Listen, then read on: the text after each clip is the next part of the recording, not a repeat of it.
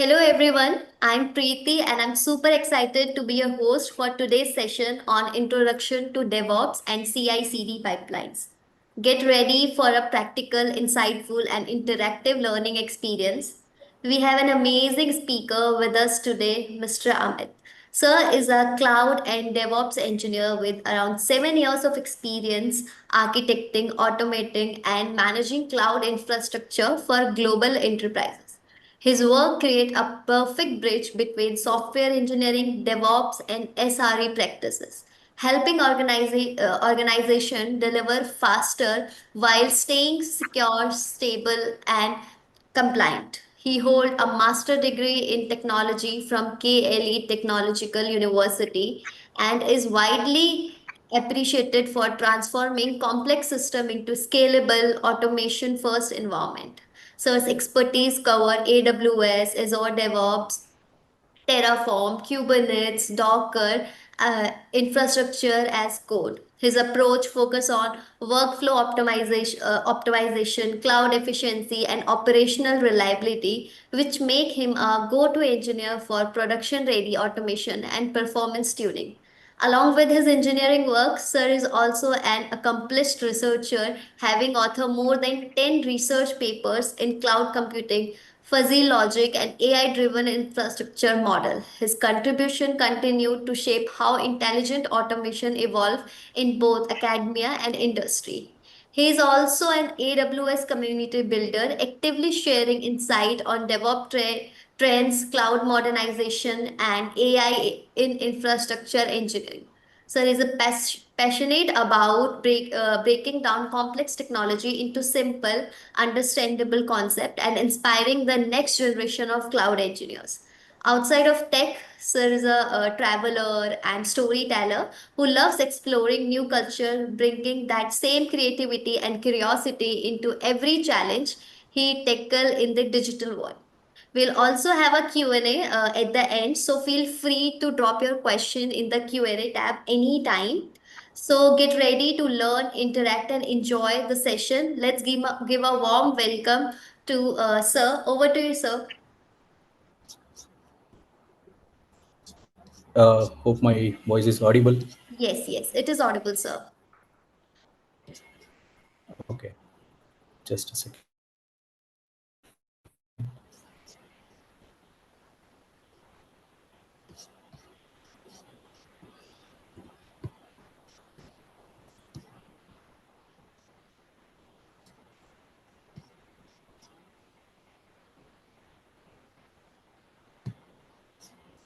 Yeah, people are joining, right? We can wait or we can start it.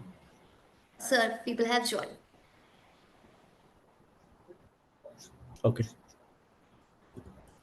Thank you so much for the warm welcome, Priti. I'm really glad to be here today and excited to share this session with you all.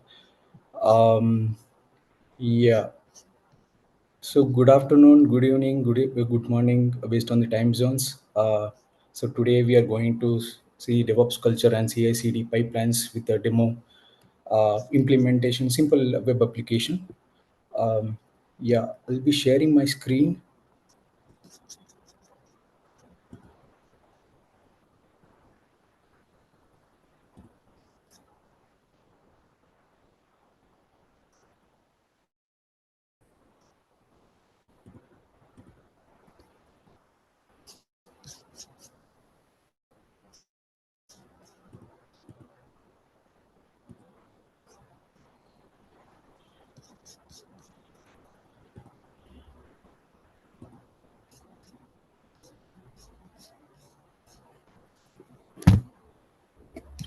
Hope my screen is visible, right? Priti, my screen is visible, right?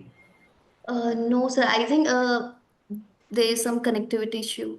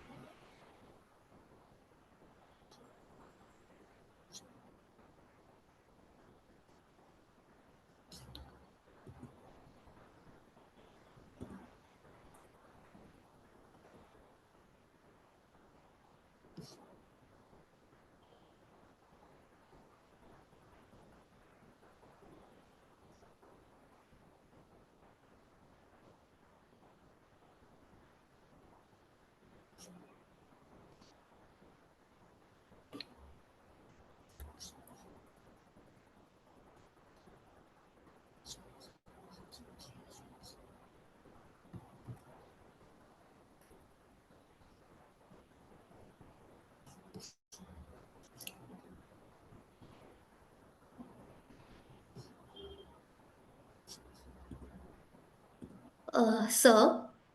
Yeah. So now it is visible, I guess. Yeah. Yes, yes.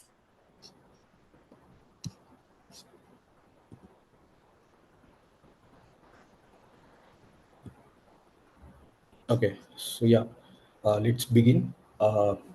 Say when we begin a session on DevOps culture and CI/CD pipelines, we are stepping into transformation that has reshaped the entire engineering world. Say DevOps isn't just a methodology or a set of tools.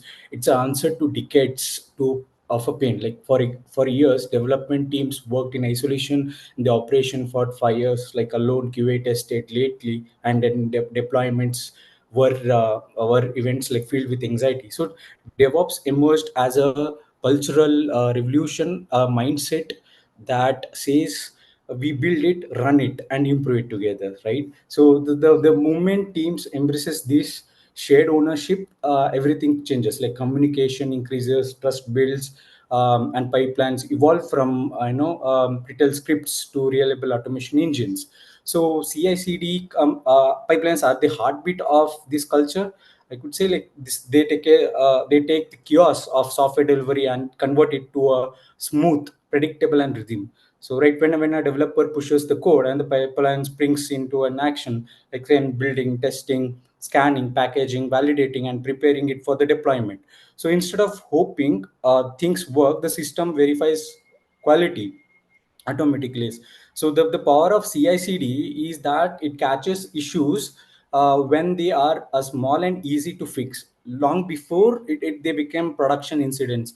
And once your pipelines mature, deployments like stop being stressful milestones and become everyday, almost unnoticeable activities. So in DevOps, the goal is a simple: make releases boring, because boring means reliable, safe, and automated, right? Yeah. I guess it is moving slow. Yeah, this is all about me, Amit Potdar. Um, I'm an AWS Adventure Networking Partitioner and a Container Explorer. I've been in this industry for 7 years. Uh, Honed my skills in implementing, designing, and you know. providing the details, providing the webinar sessions, and also the community contributor, because the DevOps thrives on openness, collaboration, and shared learning. So it's a movement itself gives out of communities. Engineering shares the ideas, failures, or the solutions and the experiments. So I could say that this is all about me. You can connect back in LinkedIn, Medium, or you can mail me. These are my contact details. And also, I'm founding member of Innovative X community. I'm and then let's learn together.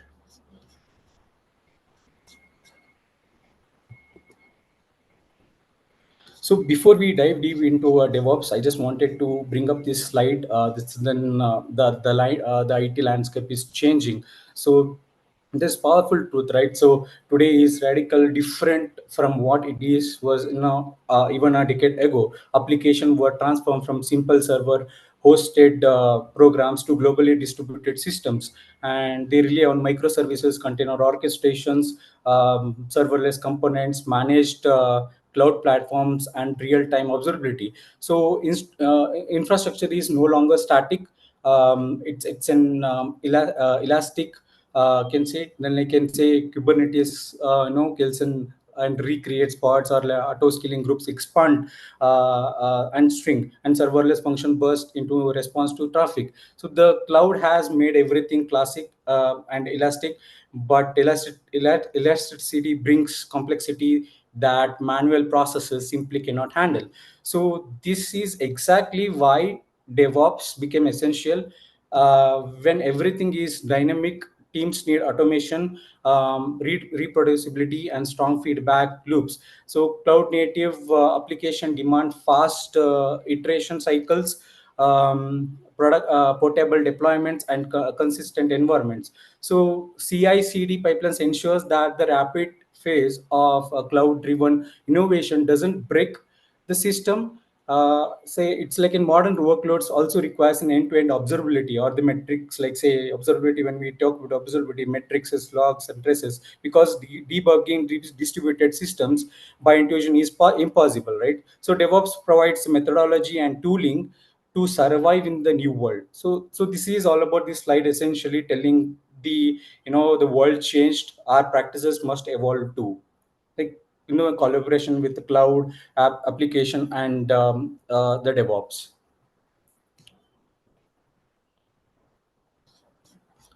So one of the most relatable slide I can say in this deck, because DevOps truly is defined differently by everyone who touches it. Like say a developer might say DevOps is about automated testing and fast code merges. So a cloud engineer might say it's all about Kubernetes and IAC, infrastructure as a code, and operation engineers will say like DevOps is all is about monitoring and reliability. Um, Likewise, security engineer says DevOps is shift left scanning and policy automation. Same as like in product owner will say about reducing cycle time and improving delivery speed. So that's all are correct. Yet none of them like capture all the full picture, but that's all are correct. So this is a perfect symbolization of like elephant problem.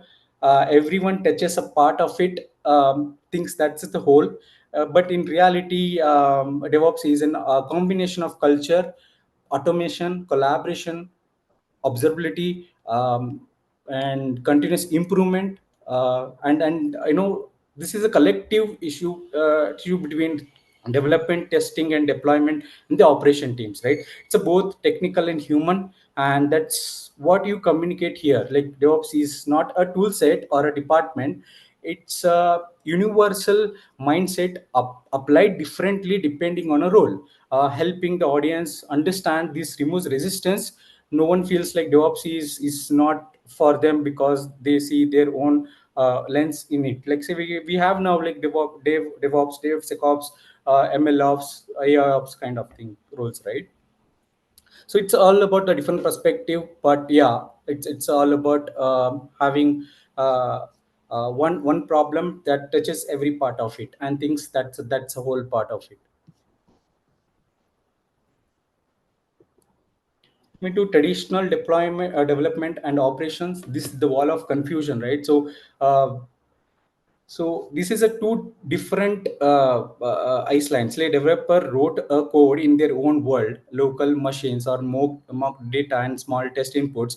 They hand it off build or a zip folder to operations, and often of the last minute with a little visibility into the infrastructure constraints. So deployment risk or the runtime behavior, operations or receiving at the end had to run the deployment manually, like often late nights or following run books that might have been outdated or incomplete. So when the problem appeared, developers said it works on my machine, and operations said this broke the production. So the wall of confusion created the tension or the lost time and endless firefighting. It showed down innovation and turned deployments into stressful events. So this slide is where the audience emotionally understands why DevOps has to be invented, or like not because companies needed a new processes, but because the old model was fundamentally incompatible with modern complexity. So DevOps tears down the wall. It replaces the blame with collaboration, replaces manual work with automation, the replaces with siloed knowledge with shared context. So the shift from this slide to the next is the heart of DevOps evaluation, I can say. So what drives need for DevOps? Like say, when we look back how software used to build it, it mostly feels like different planets trying to communicate. Like there are the local machine mock data and limited test environments, while the operation lived in the world of uptime, security, compliances, and the infrastructure realities. The two groups barely interacted until every end of cycle. This separation created um, what we call as wall of confusion, and the developers threw the code all the over, and the operations were left to deploy, troubleshoot, and stabilize without reality understanding how it behaved internally. So in can say that in 2022 a major banking firm faced a production meltdown because of small changes deployed by the developer created unexpected memory spikes. So the ops team had no clue because they had no context, no logs, or the no metrics shared. The communication gap between a minor bug into a major outage. So the traditional model struggled because the world moved faster than the process. Application grew bigger. Then traffic became unpredictable, then dependencies multiplied, and more often now we can have outages became more expensive, right? So we got the outages earlier this month, like Cloudflare earlier outages, so those are more expensive, right? So operations demand stability while developers pushed for a speed, and the two goals consistently clashed. So DevOps was born precisely to address the conflict. It broke the wall by bringing dev and ops into a single life cycle while they collaborate from the start. So it replaced last minute queues with early feedback, automated pipelines, and shared responsibility. So instead of working like two separate teams, DevOps turns them into one integrated engineering system. As of now, good going, Priti. Yes, sir. Okay, thank you. Yeah, yeah. Actually, like people were asking for the hands-on. So can you please, like, Yeah, we will be jumping into the later part of the oh, session. okay. Definitely, we'll be having one a demo part, but that is a simple web application with a pipeline, having all these tools, GitHub Actions, and then Docker, uh, whatnot. Amazon, yeah, we'll be hosting on Amazon EC2, and then we'll be running it locally. Yeah, yeah, yes, definitely.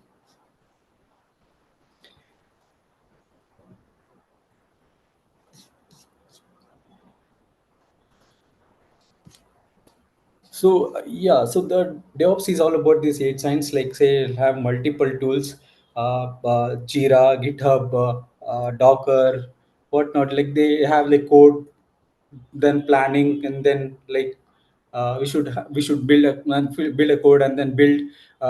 Then the testing phase will come, and the releases phase, and the deployment phase, and the operate phase. This is a continuous process. Like it's an everything, like in say in infrastructure to monitoring and automation and delivery strategies. So it replaces unpredictable environments with version control infrastructure, repeatable deployments.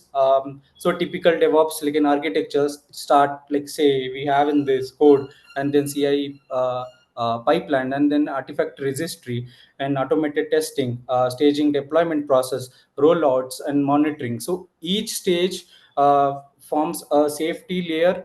When the architecture is strong, deployment is boring, right? So when architecture is weak, deployment is dangerous. So in recent, like say in 2024, a SaaS company suffered a multi region outage because the cluster configuration was manually edited in production and creating a drift between regions. So after adopting GitOps and then on the well defined tools and the architecture, DevOps architecture, they eliminated configuration drift entirely. So a good DevOps architecture isn't just technical; it's all about operational. It includes secrets management, policy driven deployments, automated rollbacks, the strategies like blue green canary, release patterns, and end-to-end observability. So when outage happens, the architecture should minimize blast, reduces the automatically. When deployment fails, rollback should be instantaneous.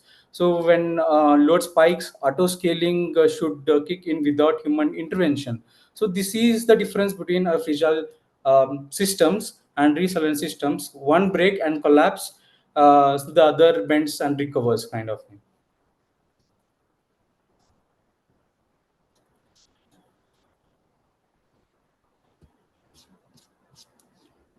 Coming to the process, we have explained like planning, deployment, and then develop, and with the test.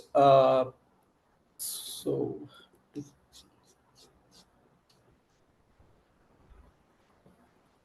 just a second, getting a notification.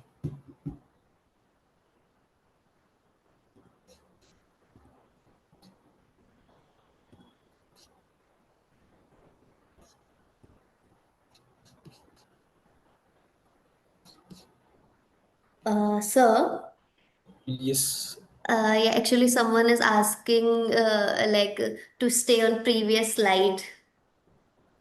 Yeah, definitely. 1 second. Okay, okay, no Getting worries. notification.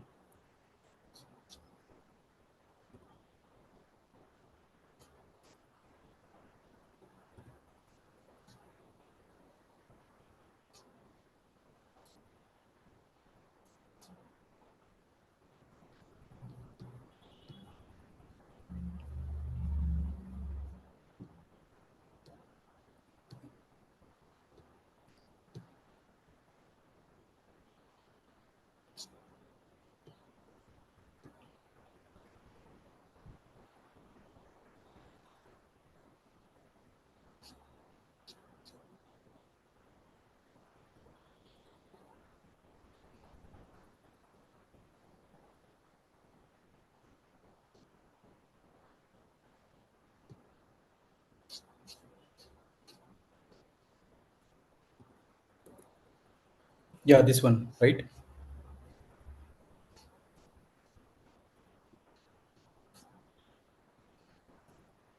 Am I audible, Priti?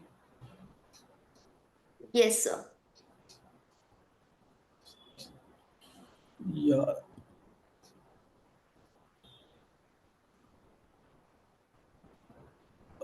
Can you please stay in the previous slide, please? 1 minute. Hope they have captured something. Yeah, yeah. Actually, guys, like we'll share this slide with you. Yeah, definitely. Yeah, Yeah, I'll be or we sharing. have recorded sessions also. So, if you want, you can like check there also. Okay, moving ahead.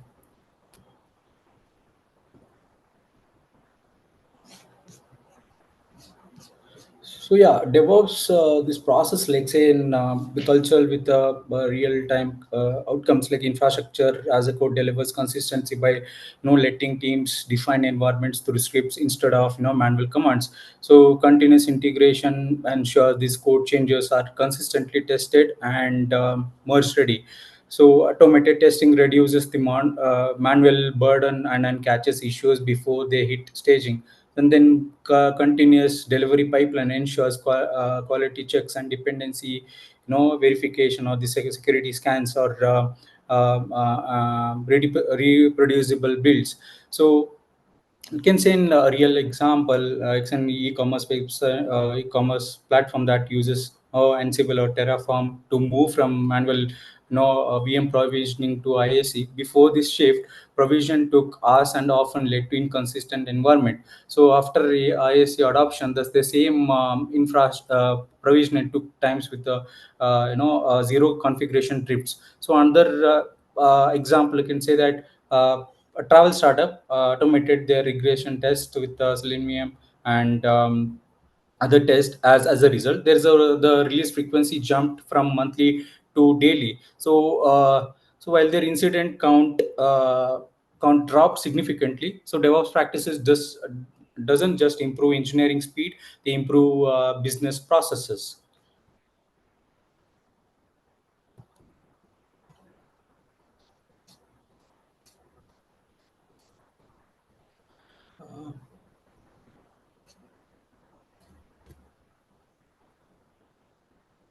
So yeah, let's start with a plan. It starts with an idea and then a plan how it turns this idea into reality. That's the first project starts, gathering of the information, plan it, manage works, and then track the process. That's stage is the develop test testing phase.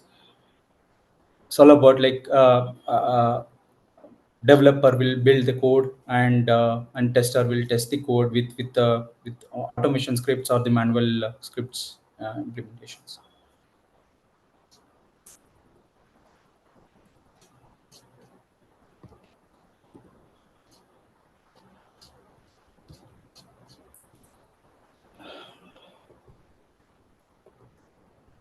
I guess I have explained. Okay, so coming to this monitor. So yeah, monitoring used to be reactive. Teams waited for users to complain or dashboards to turn red. So when uh, but in today's distributed world of microservices or the containers and the multi-region deployments, reactive monitoring simply isn't enough. So a single slow downstream API can create cascading failures across dozens of services. In early 2023, I say. Encounter like in one of the platform riding sharing platform experience intermittent failures because of one microservices introduced a network timeout without distributed tracing. The engineering team chased course for us. Once they adopted a full observability stack like tracing, structured logs, golden signals, they could pinpoint bottlenecks in seconds. So the learn part of this slide makes DevOps culture unique. In DevOps, every incident is treated as a source of truth. Teams conduct blameless, like in RAC, root cause analysis, examine patterns, and feed improvements back into the next build. So a global food, can say next one is I can take an example like global food delivery company shared that after adopting a blameless learning culture, they reduced repeat incidents by almost 80% within a year. Why?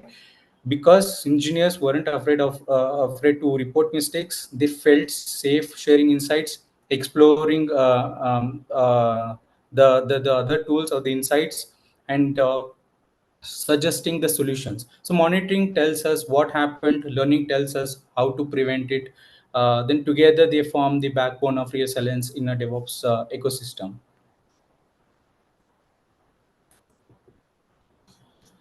So coming to DevOps architecture is an this is an essential blueprint. They can say keeps everything connected right from the code, pipeline, infrastructure, monitoring, automation, and delivery strategies.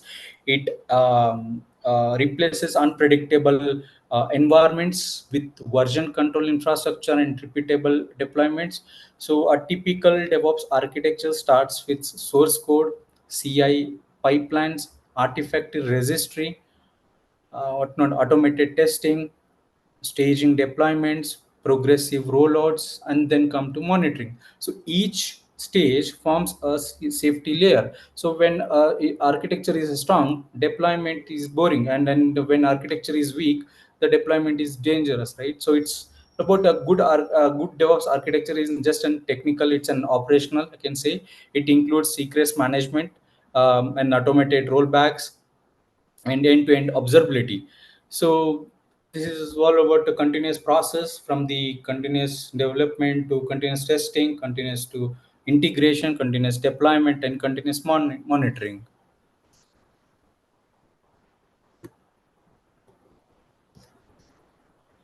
So DevOps best practices like is in concrete actions that turn DevOps culture into real outcomes. Infrastructure as a code delivers consistency by letting team define environment through scripts instead of manual commands. So continuous integration ensures code changes are consistently tested and merge ready, and automated testing reduces the manual burden and catches issues before they hit staging. So this continued delivery pipelines enforces, quality checks or dependency verification, security scans, and reproducible builds. So coming to configuration management tools, like that ensures every server or a container runs the right configuration, not the last known version someone edited at 3 a.m. or 4 a.m. kind of thing. So yeah, so I just wanted to bring up one example. They can say an e-commerce platform, just I previously explained. They used Ansible or a Terraform to move the manual VM provisioning to ISC. So before this shift, the provisioning took hours and often led to inconsistent environments. So after the ISC, infrastructure as a code adoption, the same provisioning took minutes with zero configuration drift. So yeah, so this improves business outcomes and also improves the engineering speed with the DevOps practices.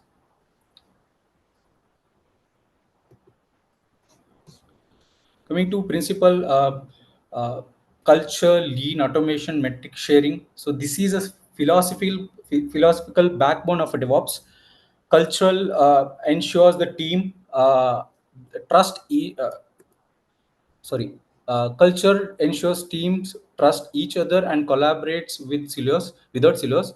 Lean encourages reducing waste and such as like in manual approvals, repetitive works, and unnecessary meetings. So and then automation ensures pipelines, infrastructure, and tests run consistently without human interventions. So metrics provide visibility into system health, like latency, error rates, throughput, deployment frequency, or MTTR. Sharing closes the loop by making knowledge accessible across the teams. I just wanted to take up one case. A global streaming company adopted CALMS principles and used automation with metrics to identify a memory leak during peak traffic hours. So, without these principles, the issue would have stayed hidden until a major outage. So, this model also helps to organization transition culturally. Teams stop blaming each other and start focusing on shared goals. So metrics are no longer used to find fault; they are used to improve. Retail companies shifted from weekly manual deployments to fully automated pipelines by using these principles. After that shift, deployments became so stable that operation reduced on nighttime calls by nearly 90%, and then culture changed from reactive firefighting to proactive improvements. So this is a real power of CALMS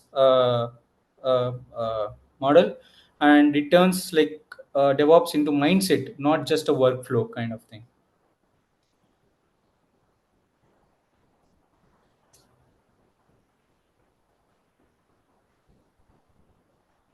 As I explained, these are the principles. I can say focusing on the people, embracing change and experimentation, which tells about the culture, and automation tells about the continuous delivery. We can use of automation infrastructure as a code.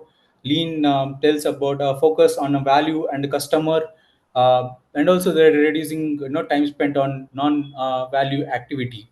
And the matrix tells about measuring everything, like say in system health check, or the latency, or the error rates, or throughput kind of thing. And what not sharing tells us about the closing of the loop by making knowledge accessible across the teams kind of thing. Coming to proper DevOps tool selection. So choosing DevOps tools is not about picking the most popular one, right?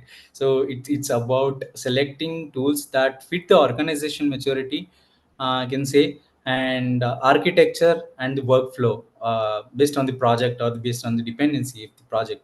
So many companies fail here because they adopt tools without understanding their needs. One enterprise adopted Kubernetes before they were even ready to handle a containerization or ISE. So the result was an operational nightmare. So after stepping back and adopting Terraform, Ansible, GitHub Actions, or Docker gradually, their engineering stability improved massively. So good tool selection always starts with analyzing bottlenecks, like say slow builds, inconsistent infrastructure, or weak observability, or the slow deployments. So I just wanted to bring up one incident in early in 2023. An European bank suffered a major incident because their CI system lacked proper parallel testing and load handling. So builds piled up that delays the critical hotfix releases. So when they migrated to distributed CI system with running and caching, their build teams dropped from 45 minutes to around around no, within 10 minutes. So the right tool doesn't just automate tasks, they remove friction, improve speed, and make engineer more productivity. So this it's all about tools should work together as a chain, not as isolated islands, I can say.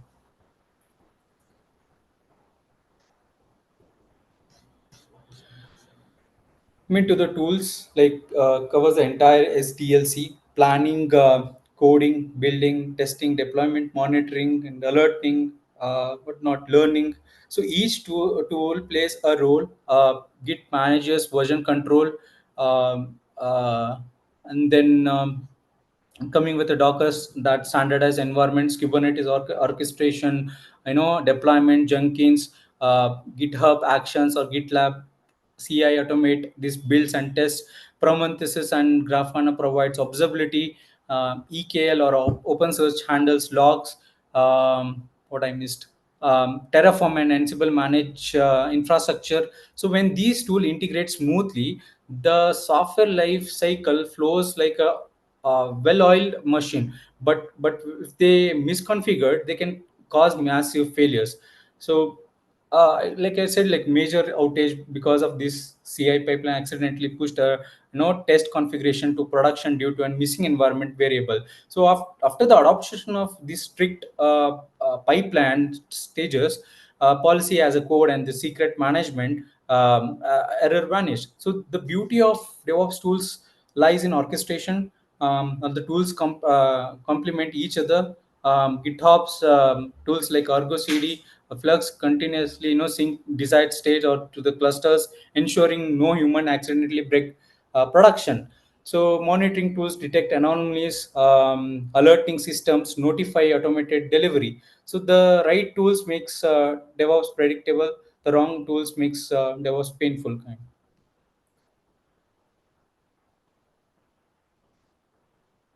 Case I've covered these tools, CMT deployment tools, GS monitoring tools, containerization tools,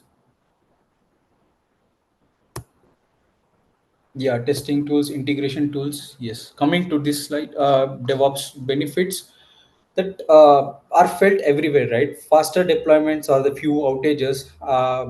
Like say an organization practicing DevOps sees development frequency increases dramatically while failure rate drops. So a well-known logistic company moved from this monthly releases to an daily releases using pipelines, or the reducing their mean time to recovery from hours to minutes. So the biggest benefit isn't speed; it's a predictability. When releases are automated and tested, engineers stop fearing other deployments. Even if something breaks, automatic rollbacks or canary minimize impact. So that costs huge, right? So when infrastructure is automated, environments are standardized, and incidents reduces. So the companies save millions. So their outages dropped like saying sharply because the deployments with no longer manual and monitoring caught issues earlier. So DevOps isn't just helping engineer; it really helps business scalability, customer satisfaction, and innovation velocity.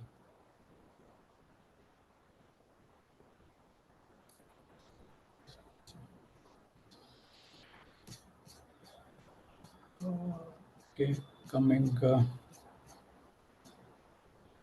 So applications are transforming. So I just wanted to bring up this slide because the application evolved from monolithical gains to closely coupled microservices.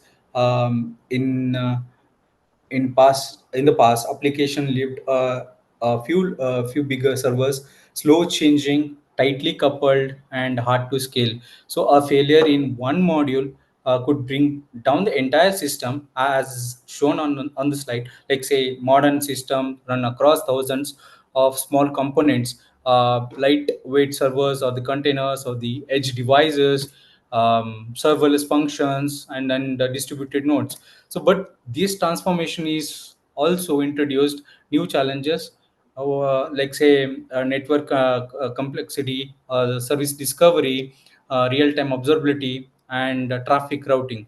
So it exists precisely because modern architecture demand fast iteration, automated deployments, and continuous monitoring. So microservice can scale independently, deploy independently, and fail independently, but only if DevOps practice ensure proper automation, tracing, and orchestration. So without DevOps, microservices becomes a chaos. With DevOps, they become unstoppable. That's it. Application modernization, that is a journey from the monolithical architecture, which is tightly coupled systems, to lightweight microservices, and we have 12 factors applications. So yeah, monolithical struggles because a small change requires a full recompilation and then full testing, and often full restart. So they become single point of failure and are nearly impossible to scale horizontally. So many banks still run enormous monolithical system that requires my midnight deployments because the mistake will bring the entire platform down. So any mistake like will bring the entire platform down. So this is all about the recompile everything, single point of failure, difficulty, scaling. So these are the real pain points every legacy organization fails. So microservices and 12 factor principle solves these by breaking the app into independent components that can scale separately, deploy separately, and fail without affecting the whole. So so this is all about the application code modernization tells about.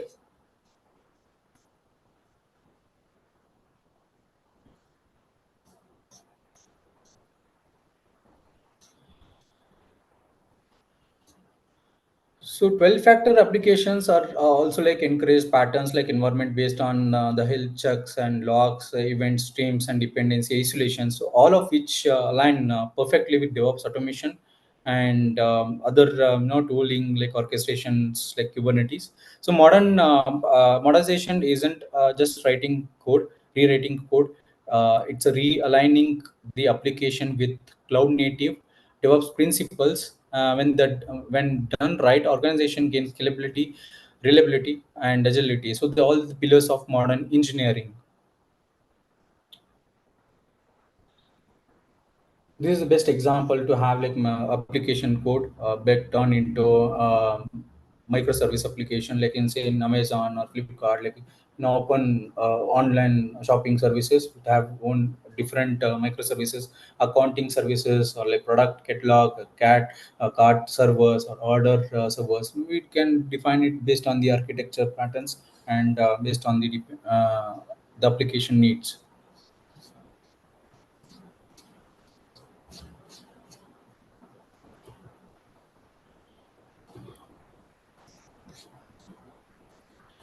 Coming to continuous integration and delivery from the engine the DevOps. So CI ensures that every code commit is automatically built, tested, scanned, and validated before it moves forward to CD. Like CD ensures that deployment happens safely, consistently with minimal human intervention. So this slide how developers or like QA system admins and version control come together in CI/CD flow, and this reflects how real engineering teams operate today. Without CI, like an integration issue pile up unnoticed until the last minute. And this is exactly how one company ended up by pushing a broken API to production because their manual testing missed a simple contract mismatch. So after this adopting CI with automated test and static code analysis, they saw 70% reduction in deployment and related incidents. So delivering continuously is just as critical. Instead of shaping a massive release every few weeks, CD allows delivering small, safe changes multiple times in a day. So yeah, switching to an blue green deployments paired with CI/CD pipelines, and eliminated deployments on the weekends, or like deployments on the days of Fridays, like that entirely fear of deployments, because the rollback became instant and the confidence increased for the developers, and the downtime dropped significantly. So this is why CI/CD is not an optional anymore. It makes software development stable, predictable, and resilient.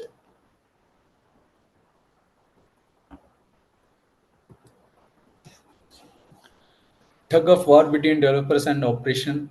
Mentioning operation, developers and operation more often. Uh, just in a reality, like it was there before. but now we are coming to a DevOps, then it have like overall have changed the idea of implementation or the software delivery. So the tension between the developers who want to move fast and the operation teams who want stability and control. So the developer pushes for flexibility or the rapid innovation and quick deployments. So operation teams push for security, compliance, reliability, and predictability infrastructure. So this tug of war often creates bottlenecks, more frustrations, and eventually incidents. So DevOps exists in the end. This tug of war, it brings shared ownership and automated validation, centralized observability, and collaborative workflows. So when both sides work with common tools like ISC, CI/CD pipelines, and unified monitoring, developers get safe freedom, and ops gets consistent control. So the company we can solve their crisis by implementing these deployment gates, um, with load testing or shared dashboards, so everyone had the same information. The DevOps removes this wall, replaces conflict with coordination, and turns two opposition forces into one aligned team.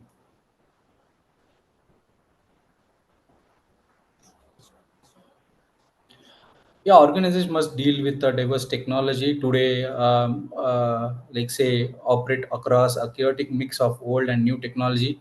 Same bare metal servers, legacy Windows systems, virtual machines, cloud platforms, microservices, containers, orchestration workloads. So this diversity create a massive operational challenge. Many enterprises still have Linux servers from 2012 running critical jobs alongside modern Kubernetes cluster built last year. So this mismatch means teams must maintain different deployment patterns, having security models, monitoring stack, and upgrading the cycles. So real world outages often occur at the intersection of legacy and modern systems.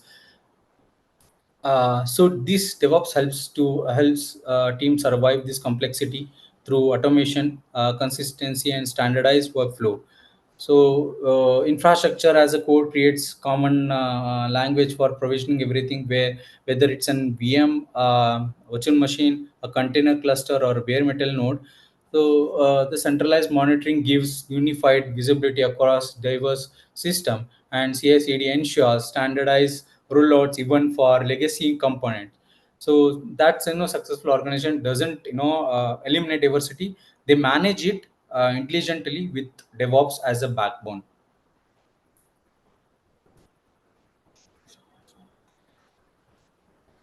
This is a diverse organization. Say in technological diversity is mirrored by organization diversity. Teams differ in maturity, skills, goals, constraints. So developers want agility, quick prototyping, and frictionless deployments. Operation teams want governance, security, and standardization. Product team pushed for rapid releases to meet market demands, and compliance teams push for strict policies and audit trails. So without DevOps, these competing priorities create fiction. So slow releases may happen or increase the risk of production incidents.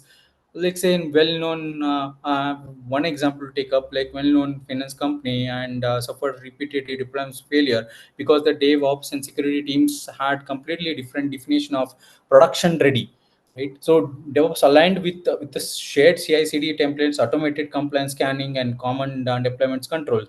So the diverse organization thrive when DevOps introduce clarity with automation and shared responsibility. So this when pipeline enforces security by default, and even the dashboard shows the same metrics of every stakeholders, and when deployment process and standardize across teams, the friction dissolves. Right? Instead of endless meeting and manual approvals, organization move with confidence with the alignment. So this transform diversity from problem into advantage, allowing teams to innovate fast while staying grounded in stability and governance.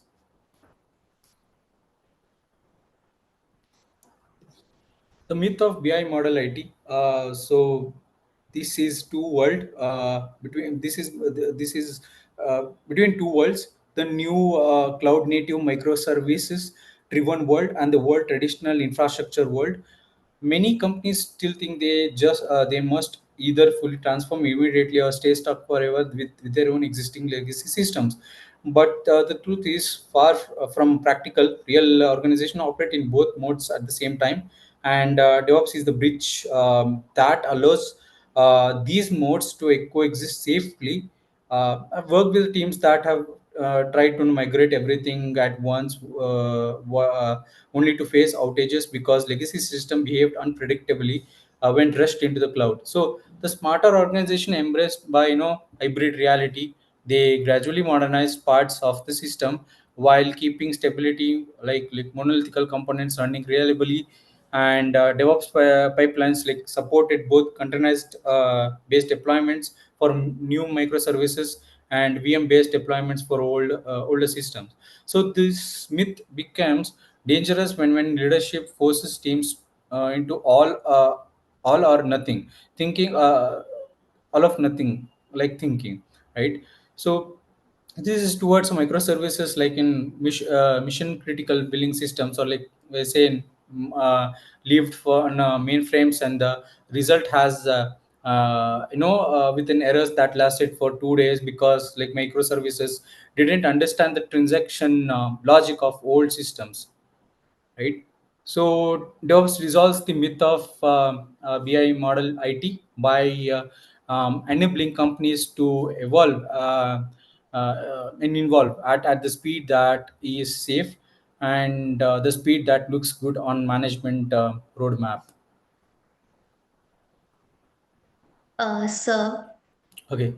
s- sorry to interrupt in between. Actually, people have filled chat box and Q&A. They are asking to start hands-on. Okay. Okay. Okay. Sure. Sure. Definitely. Yeah. I guess this is more of a theoretical.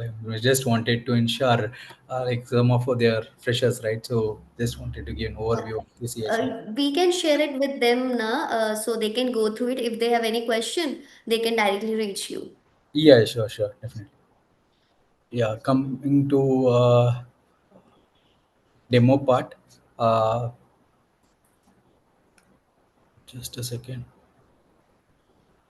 So in this demo, we'll be showing a fully automated CI/CD pipeline, usage of tools, GitHub, uh, uh, and GitHub Actions, then Docker Hub, and then EC2, the deployment server. So the goal is very whenever we push the code to GitHub, GitHub Action should perform build, test, create Docker image, push to Docker Hub, and deploy the container automatically. Bring up my other slide, architecture flow.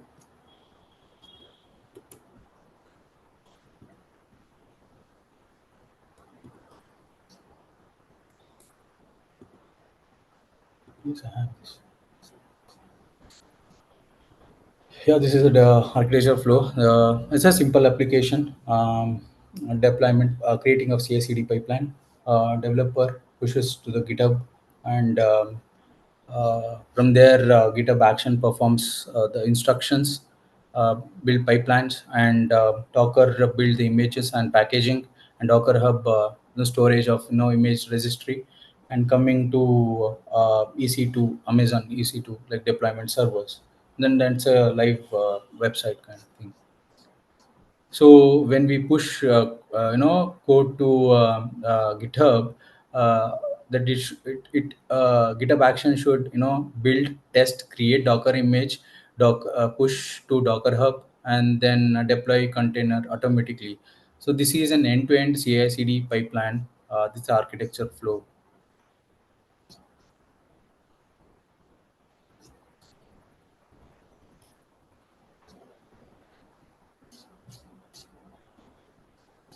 Let's okay.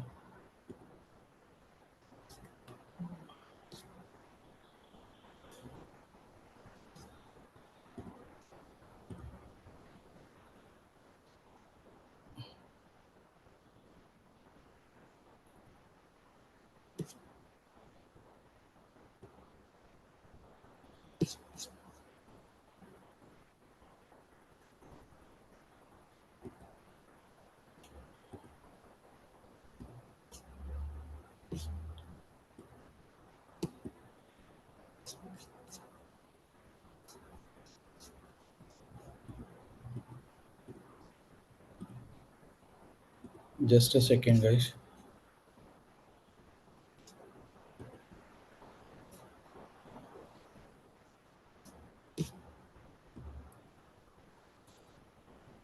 I hope my screen is visible now.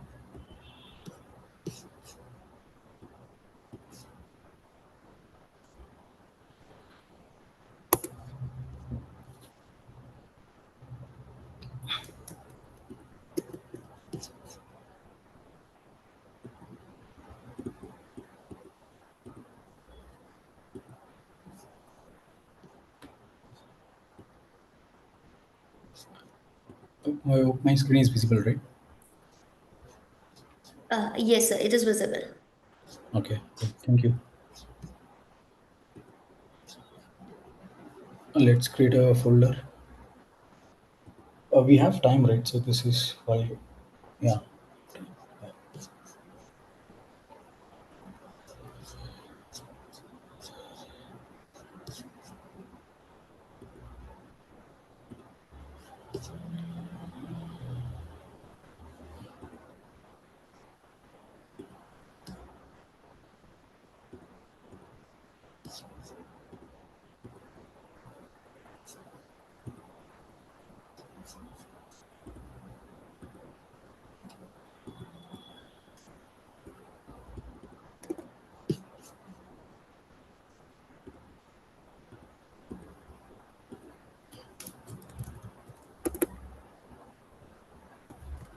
Hey, ID.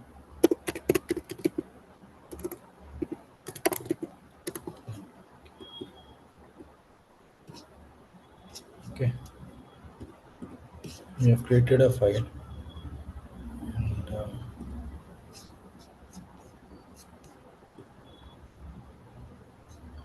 so this is a demo app. Let's create a file, HTML file, index.html.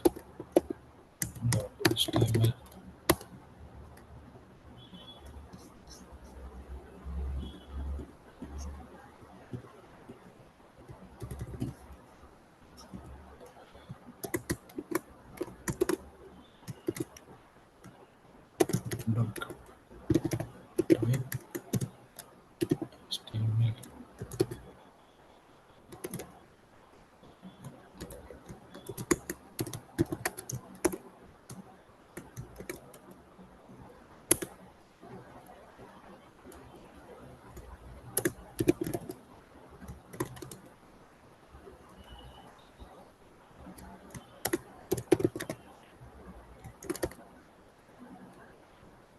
And then whatnot.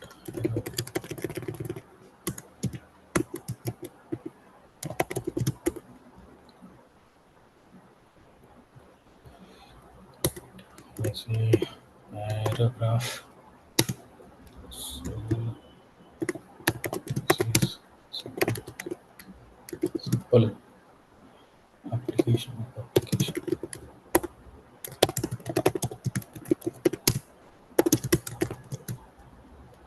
CI/CD, right? Okay, we'll create a index.html page, and now we have to package the application, right? We should have a Docker file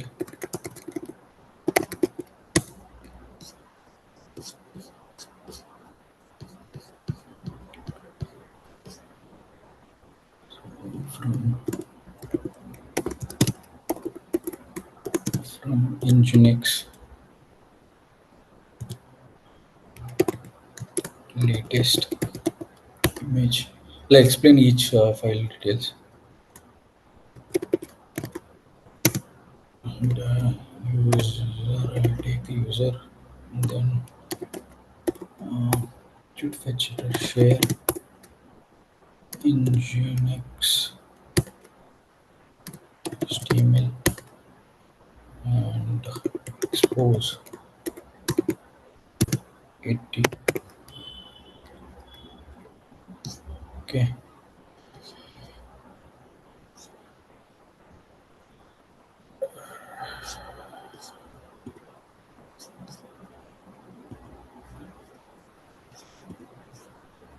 see,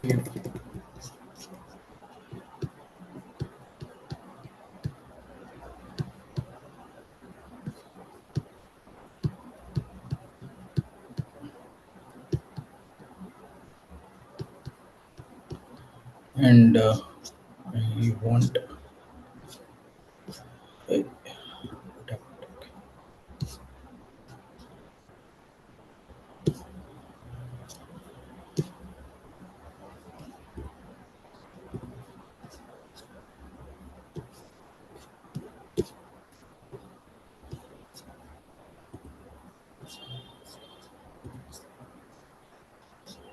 Sir, sorry. Huh? can you please increase the font size? Yeah. Thank you.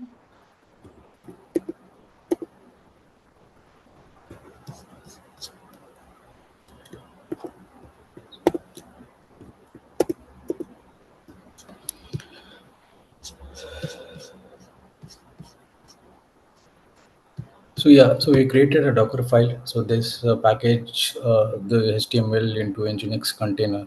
So now we have to initialize a Git repository, and before yeah, for that we have to go to the GitHub repository.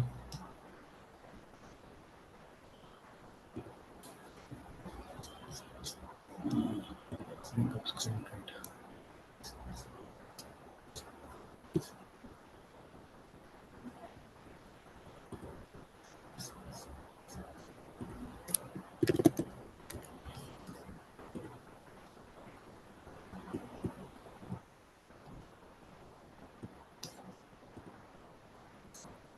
You create a new repository.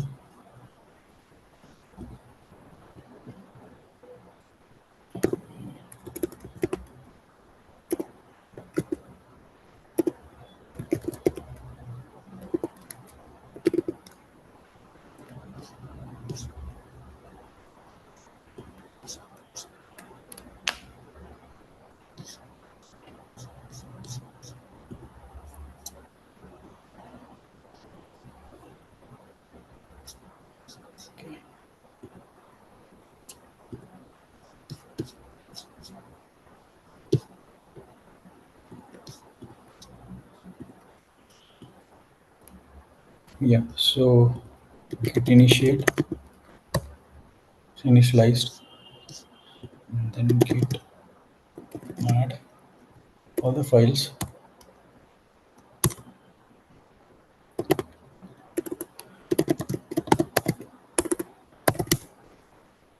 Okay, now uh, okay, I just missed one file, that is GitHub Actions or YAML file. I have to create here git dot github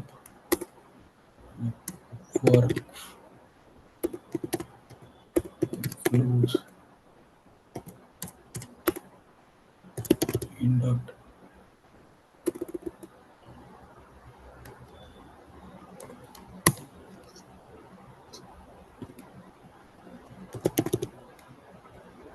YAML file.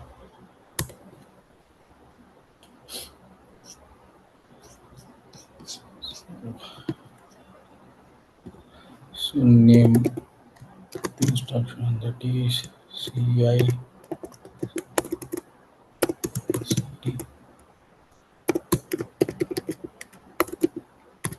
pipeline on push.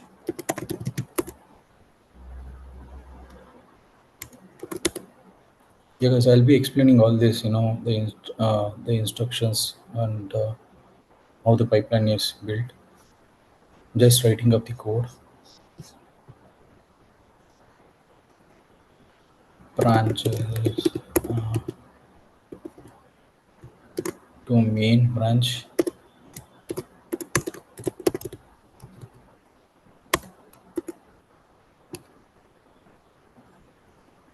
then job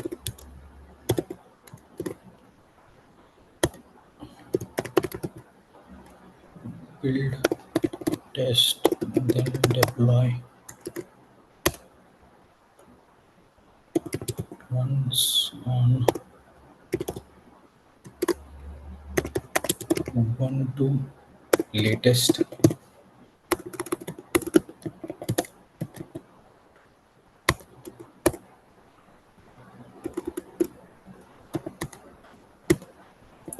And then what are the steps need to be followed? One is name, check out the code,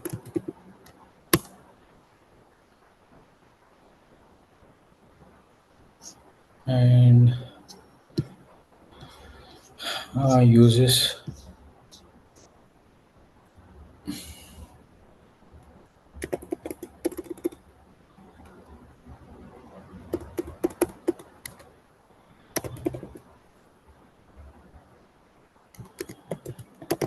action, check out at B3, and then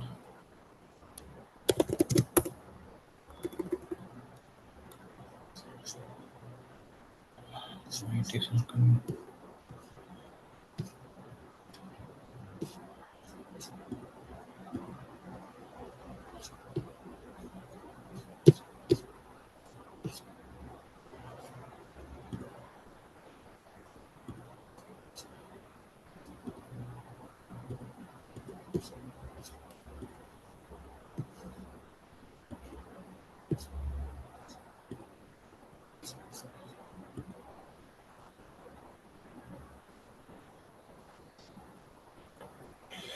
Have that copy and bring it.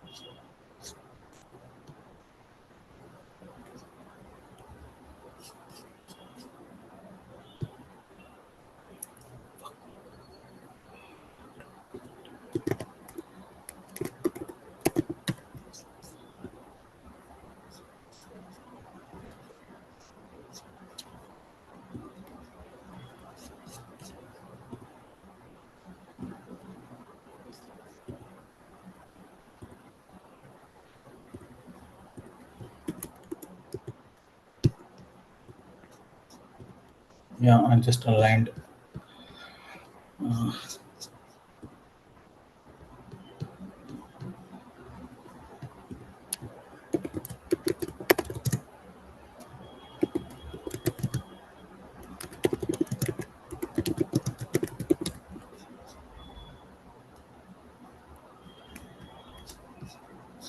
Not okay. I've included main.yaml file, docker file, index.html file. Okay,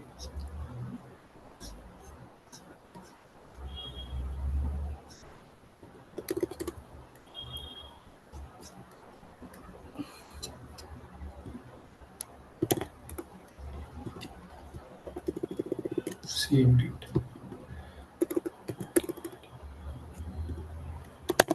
It is status.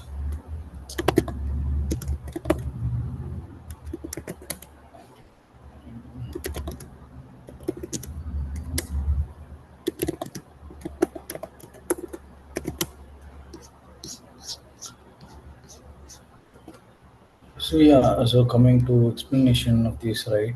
Um, this is an simple HTML file. So we really can say like this declares that this file uses the standard HTML 5 and helps the browser render the page correctly.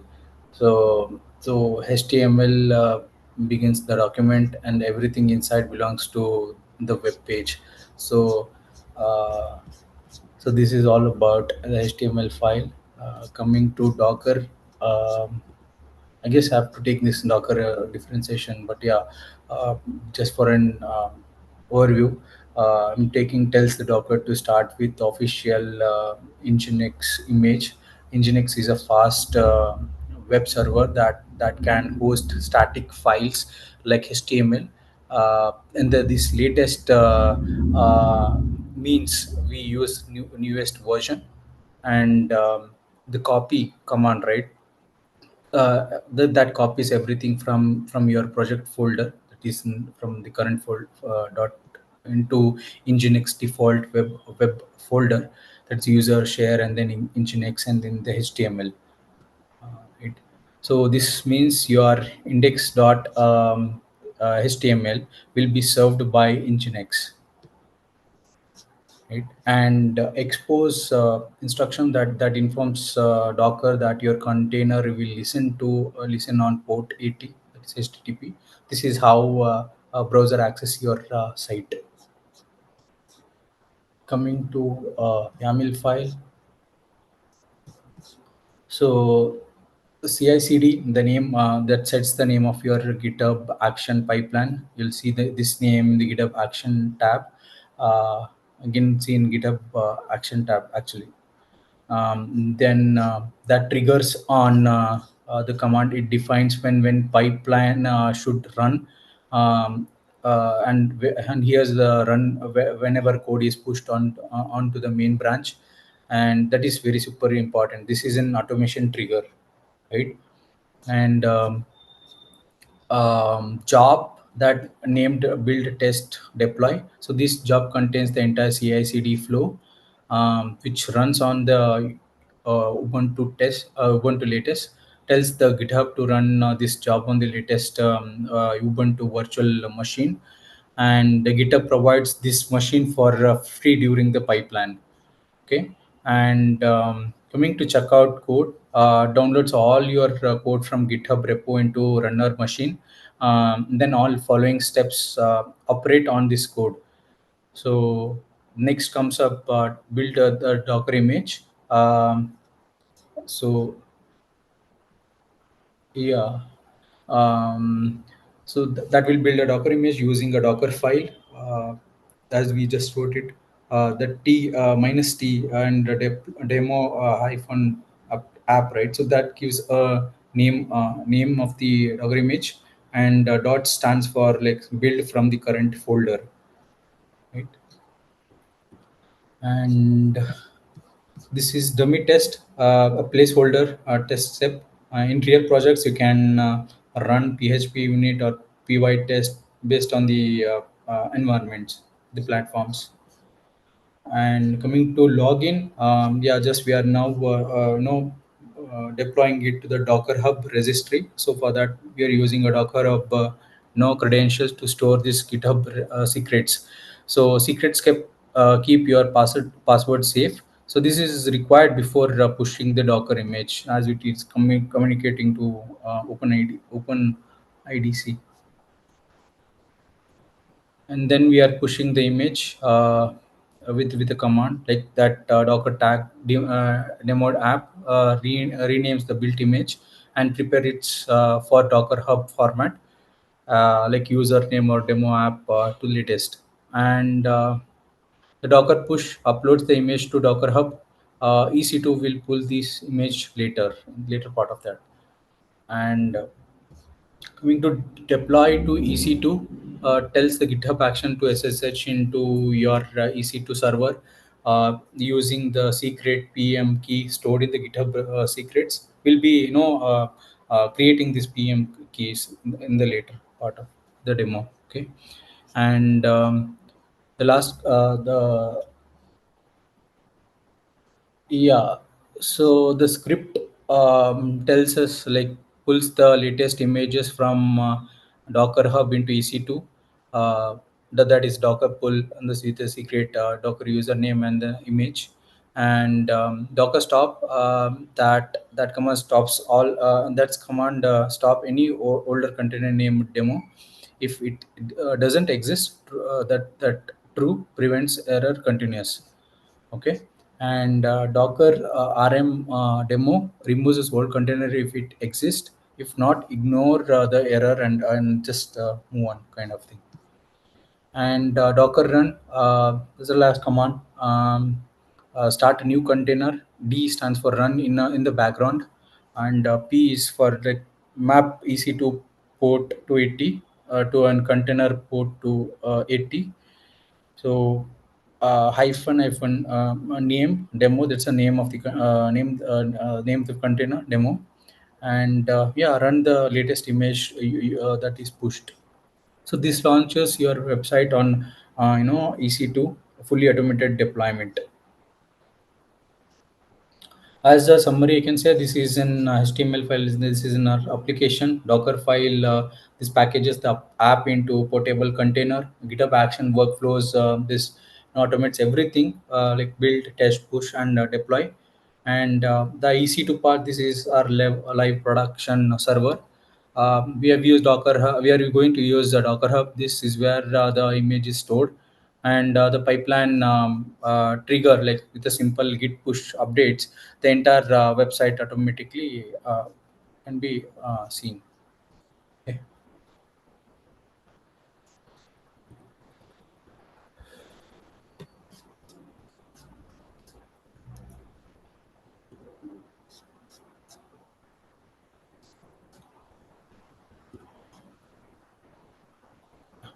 Okay, now we have all the files.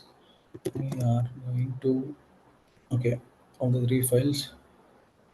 Commit,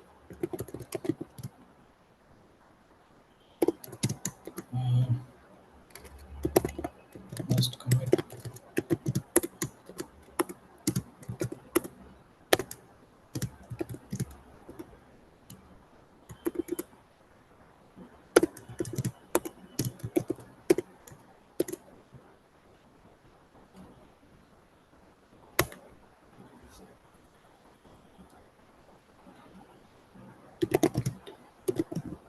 Creating a git branch.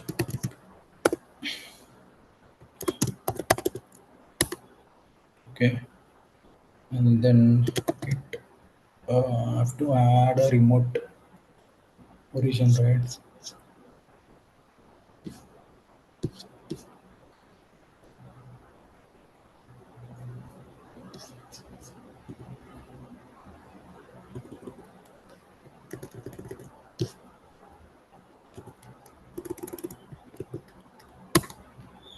Okay, now what next is good git push to origin main.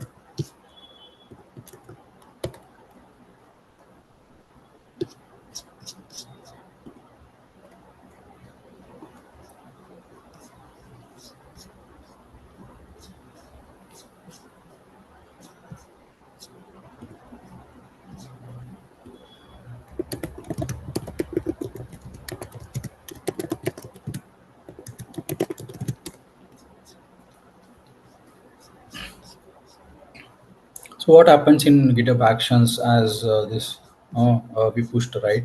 So the new changes detected a CI/CD pipeline. You can see it over here, but yeah, we haven't uh, uploaded our secrets. We have to create a variable, secret variables. Before that, this is a simple workflow run. Uh,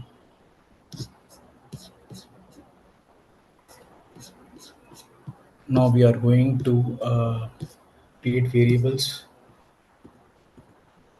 Setting secrets and variables. Go to action, manage secrets,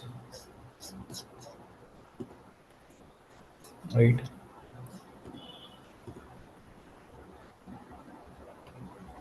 Environment, sorry, not environment,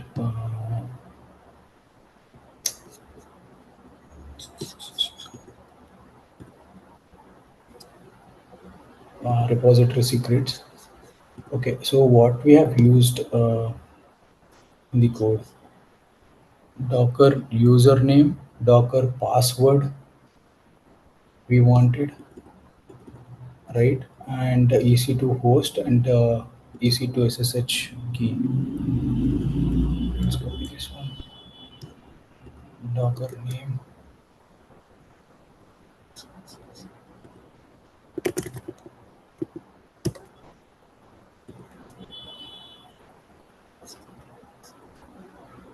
Sign in.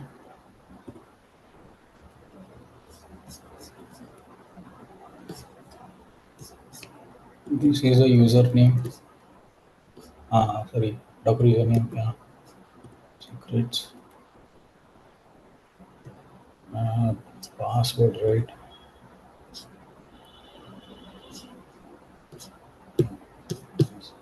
Take it.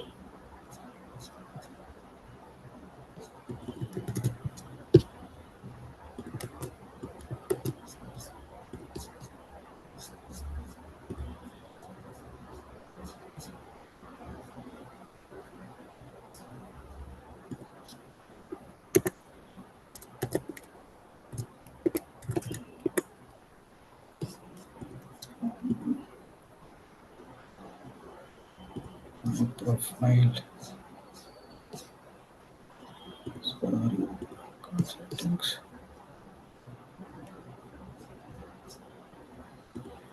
Password. Reset password. Sorry, guys, I've forgotten the password. I just wanted to create one more. Give me some time. Sir, till then, like if you allow, can I launch our feedback form? Yeah, yeah, definitely. Yeah. Sure. Yeah, guys. So we have one session feedback form. I would like to request you guys, everyone, please do fill it. And if you have any suggestion how we can make it better or any topic suggestion, please write it down.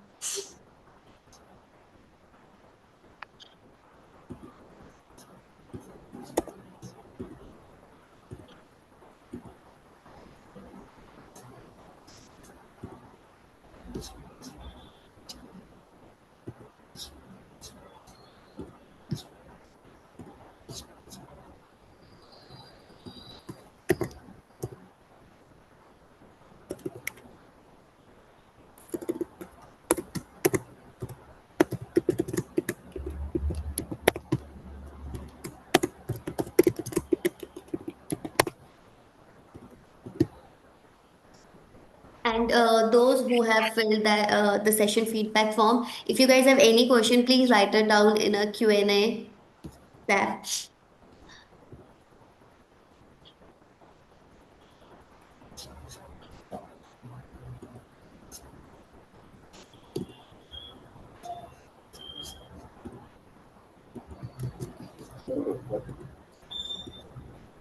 I have to change actually.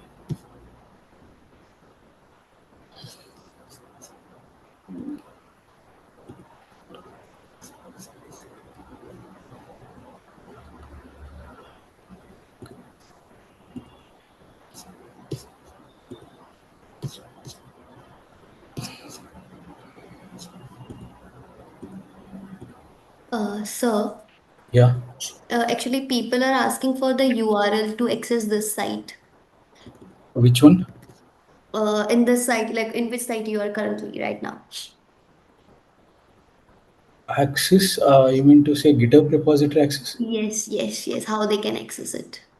Uh, that's a public, I guess. This is, you can see it here, right? It's a public one only. Okay. Yeah, they can take it. It's a public.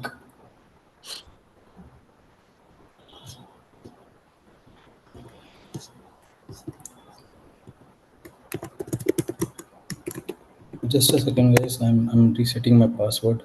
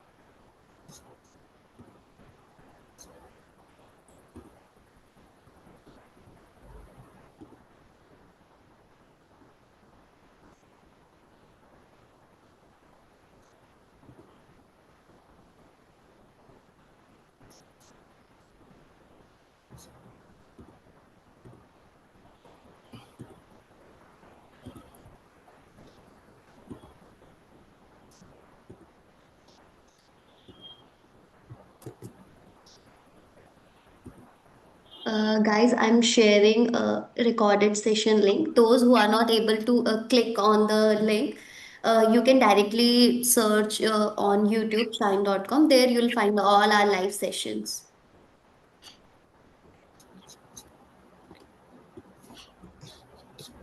So do let me know when we can start with the Q&A. Yeah, sure, sure. As soon as we complete this demo part, right, we can. Okay, no worries. Yeah. So this is two secrets. One more is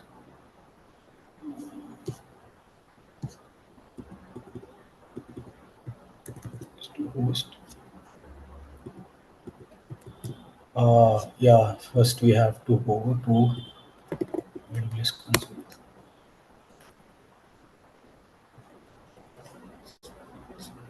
I guess it is opened.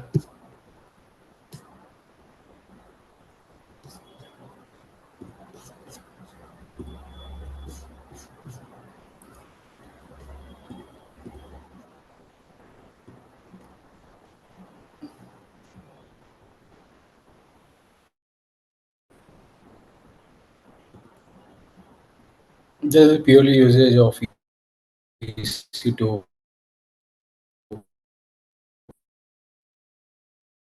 uh,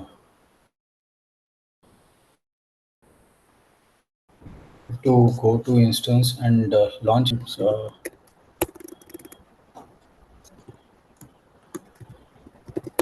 See,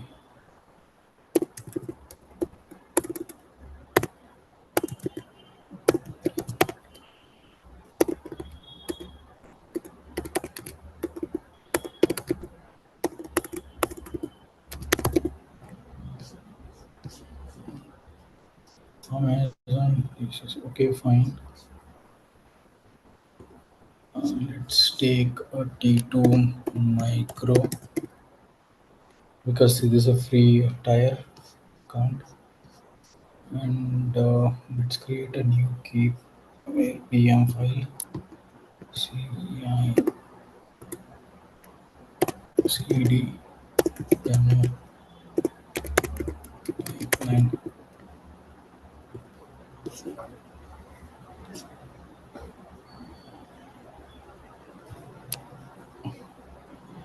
Save it. Okay.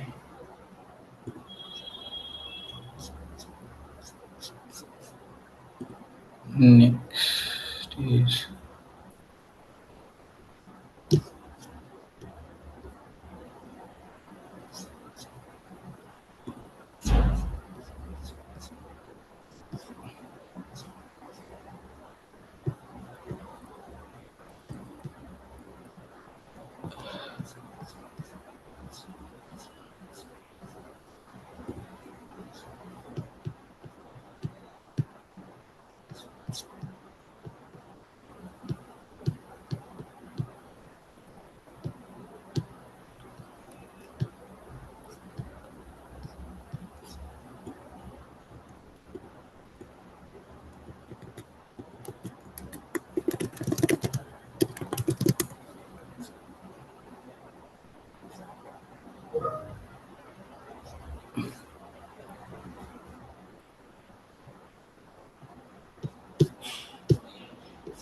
oh, what created.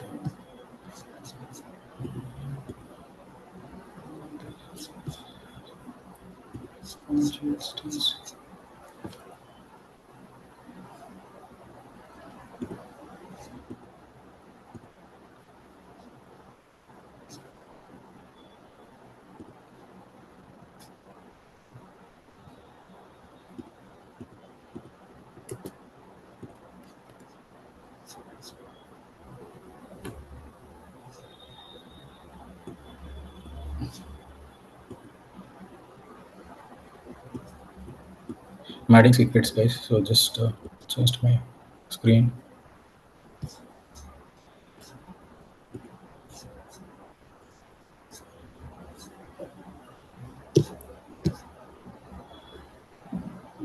EC2 SSH key.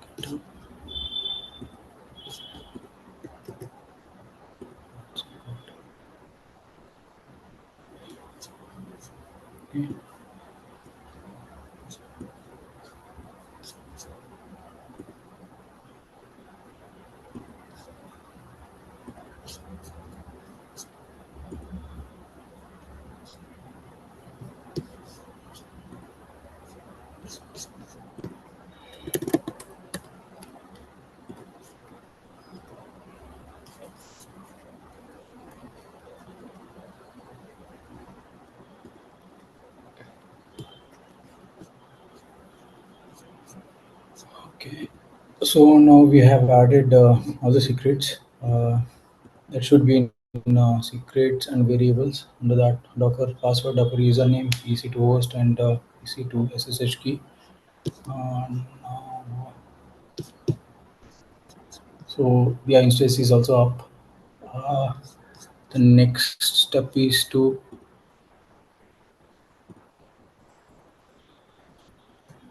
connect to instance using the no SSH.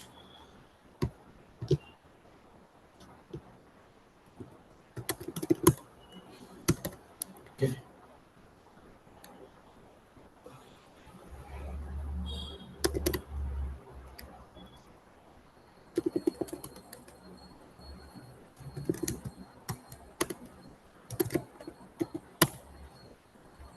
chmod and then 0 allowing the key. What is that key name?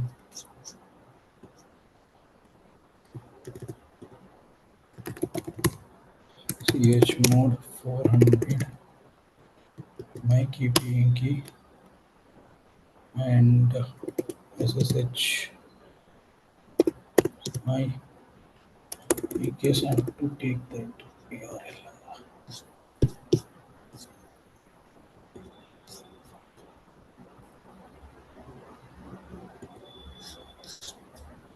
Oh shit.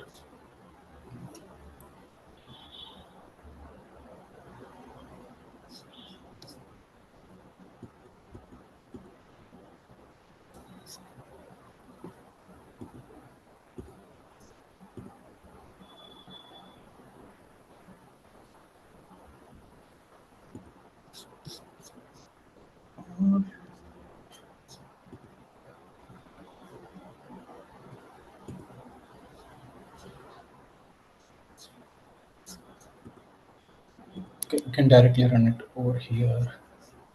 It is also fine.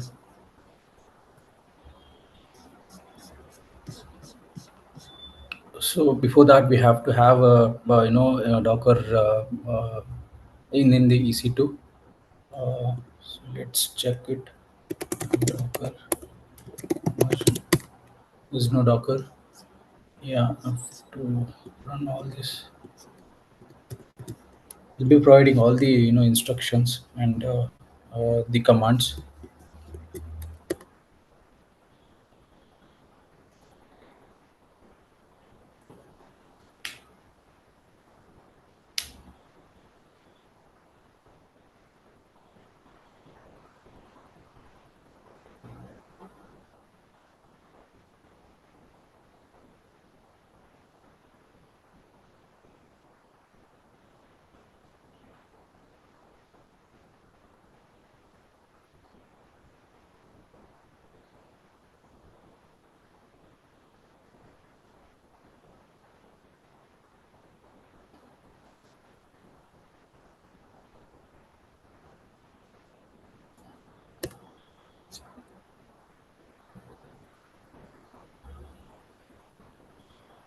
Yeah. So Docker version permission denied because yeah we are accessing through this, right? So what we can do is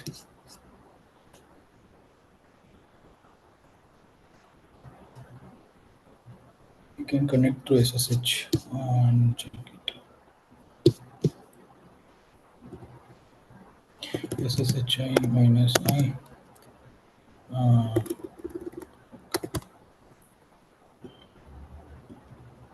PM file SSH minus I PM file. Okay, what is the username of this one?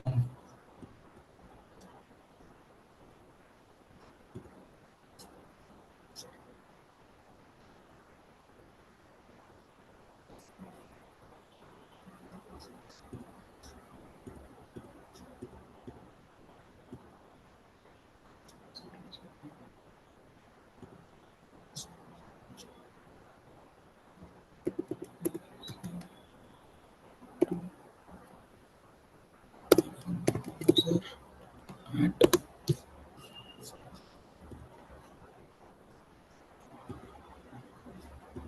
this.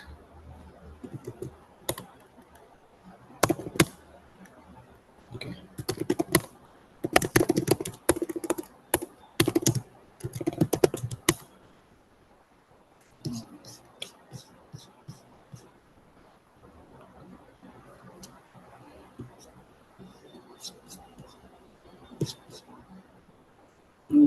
Okay.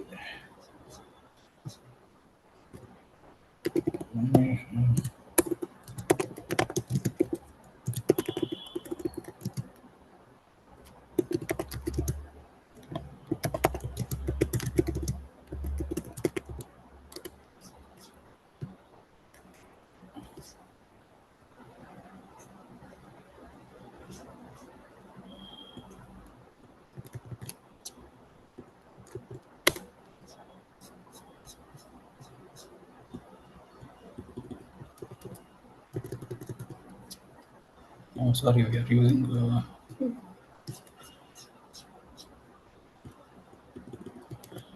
Just restart it.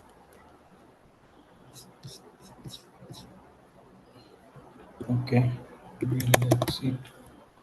Again, we'll connect back. Now, Docker version. Yes, now Docker is installed. Can see Docker PS. There's nothing. You can run on image, simple image, hello world.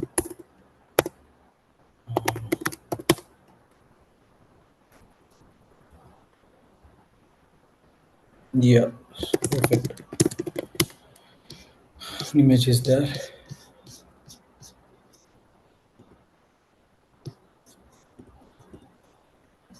So what next? So we'll make changes.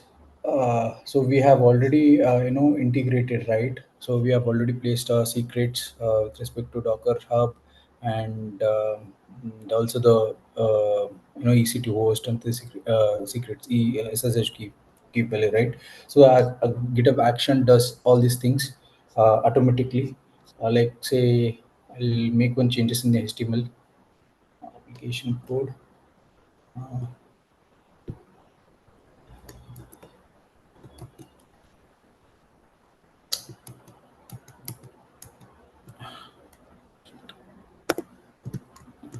yeah, CD.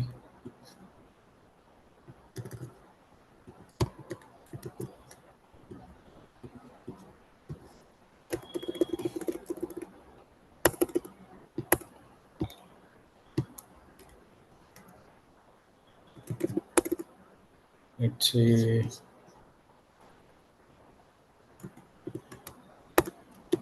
GitHub Actions to EC2 deployment. Okay. Uh,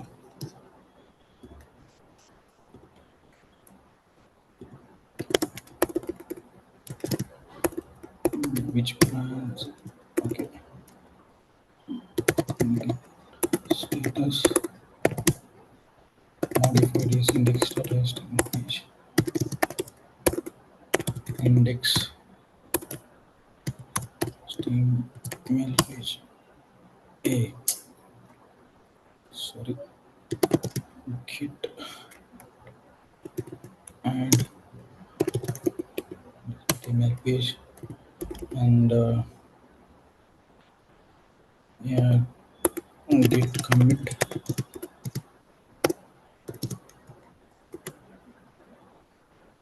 updated home page. Okay. Now git push, right?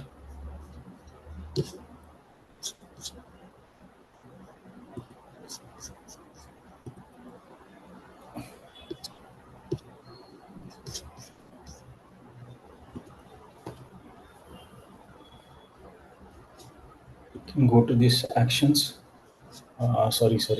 Actions updated failed. Edit failed.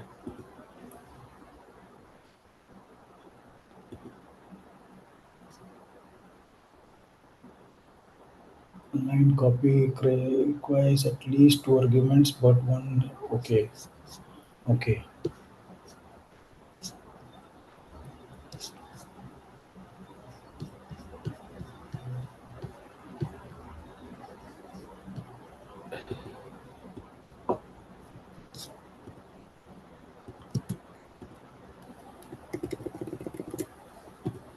Sorry, guys.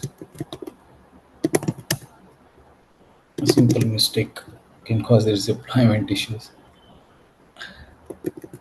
And Docker file. The commit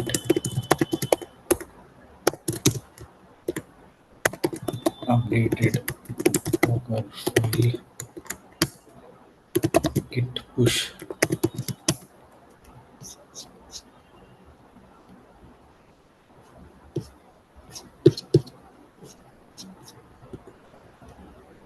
You can see the latest run flow. Again, it is filled. Now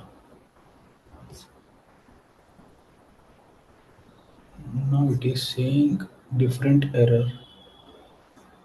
Full access denied repository does not exist or may require authorization. Insufficient scope.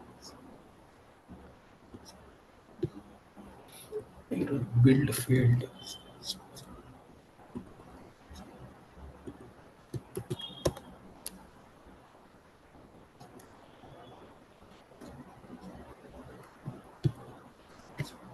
Okay.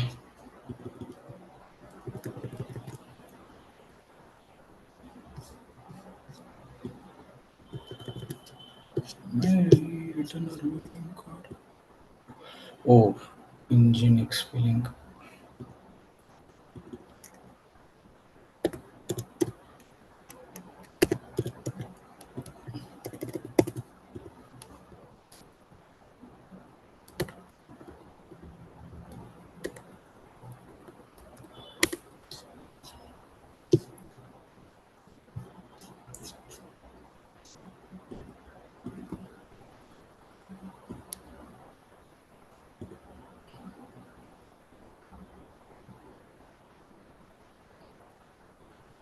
Yeah, we can see the pipeline, right? So it set up the job uh, with its own creating an Ubuntu operating system. Well, it's in runtime. It will create it and it will build the application code, checking out the code, the latest code, build the Docker images, and then these all the instructions as I've already explained. Mm, yes, this is connecting to an EC2, deploying a non-EC2 machine. Now we can able to see the Docker image in the EC2, right? So we have one earlier we have only one Docker image, right? Now we can connect it.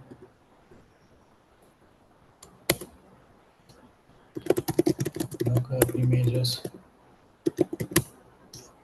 Yeah. See, this is how the image is deployed or EC2. Now we can easily access through uh, public IP,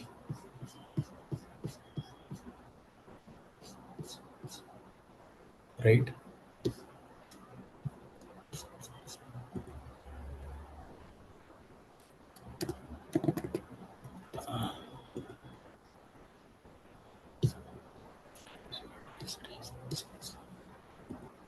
HTTP. And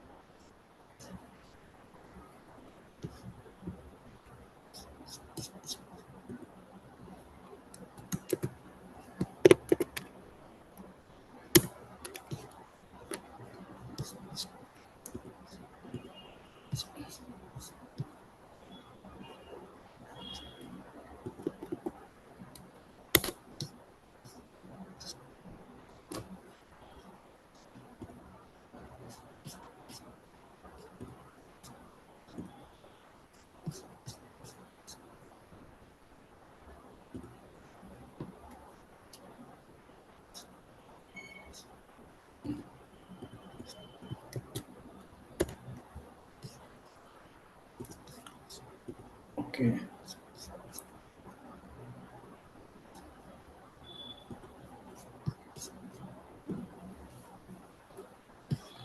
just a second, guys.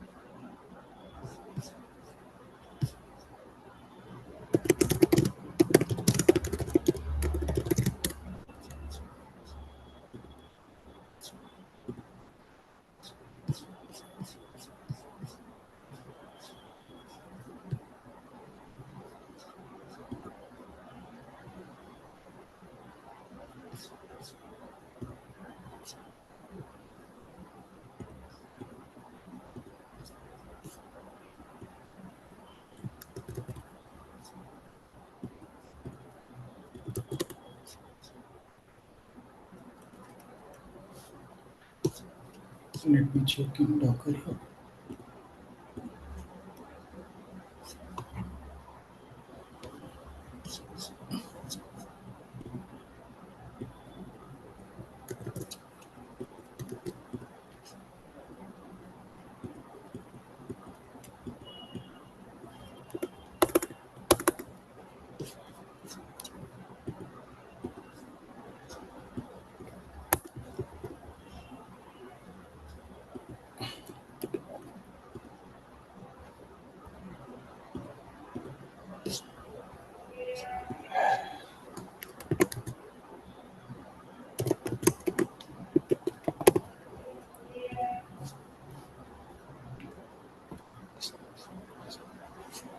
Oh, sorry, authentication error.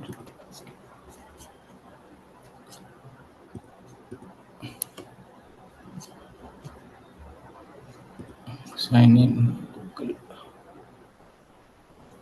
I'm checking the Docker. Image is created in the Docker app or not. It is already created and able to run.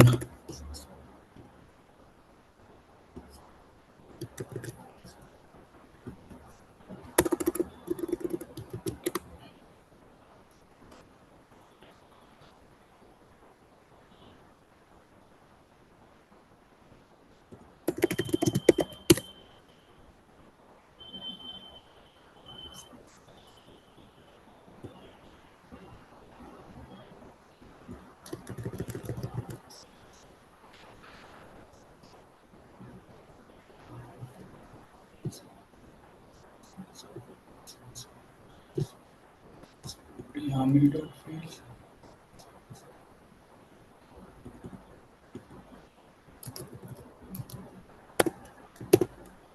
CD latest.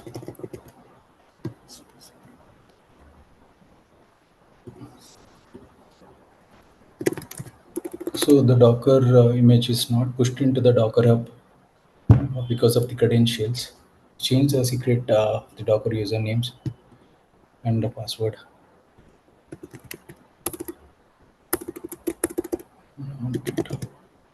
Status, git add,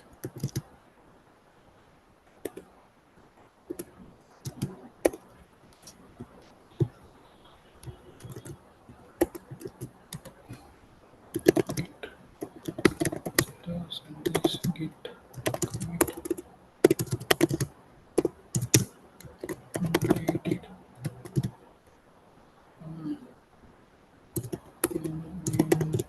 YAML file, git push.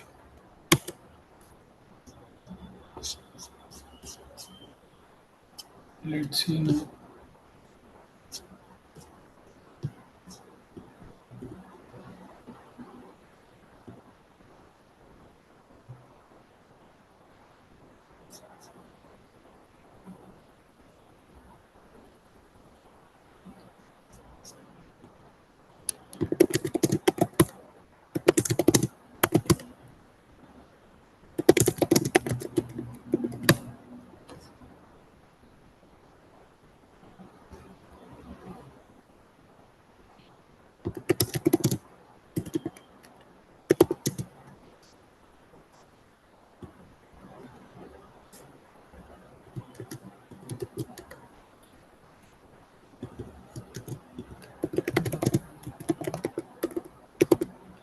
Build field.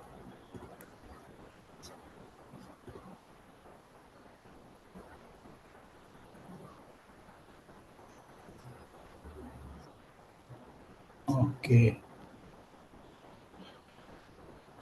Docker login denied request access to resources.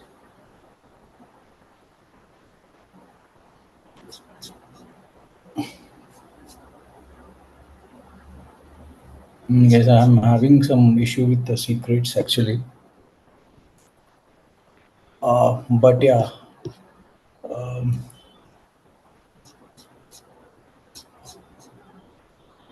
I'll prepare a document and share it over to you through Preeti.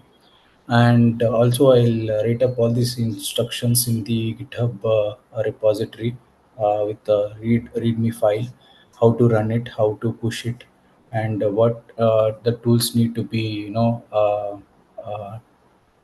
for the deployment, and how to launch EC2 with all these secrets and enablements. So I'm having some issue with the Docker secrets as of now, but yes, I'll be sharing all these documents, the demo part. I guess yeah, when we hit this particular IP, so it will be displaying all the image files which is there. And the main purpose of this workshop is to just have an demo purpose. But yes, the CI/CD pipeline, the GitHub Actions, having a GitHub Actions, the flows, usage of Docker images, and then AEC to launch, right? So I guess so. This concludes here, but definitely would like to have a question and answer sessions over here. I, Yeah. I guess So it's already six. yeah, yeah. Or you can like directly comment on LinkedIn and YouTube will pin that. So Okay. yeah. Can we like take a few questions? Yeah, sure. Definitely. Definitely. Uh, Okay. Let's see question. Okay.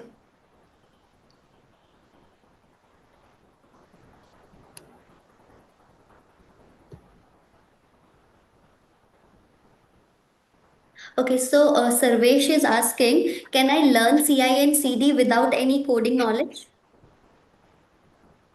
yeah, you can learn without coding language, but to have the clear understanding how to create a pipeline with all the integration of the the applications to run on say localhost or the cloud should have a primary focus on at least a basic knowledge of programming language, I could say that. Okay. Sir, if you want, you can like stop sharing this screen. Like it's your choice means if you want. Yeah, sure, sure, definitely. Yeah, yeah. If possible, you can switch on the camera as well. Yeah, yeah, sure, sure. Okay. Okay, Oh, thank it wasn't. Sorry. Hi. you. No Okay. worries, no Okay. worries.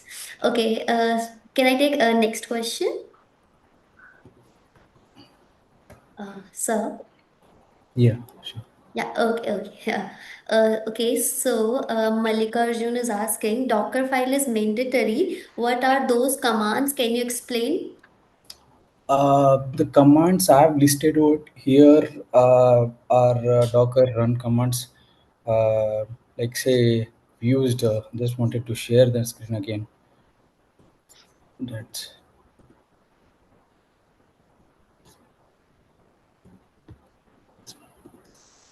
where exactly I have used.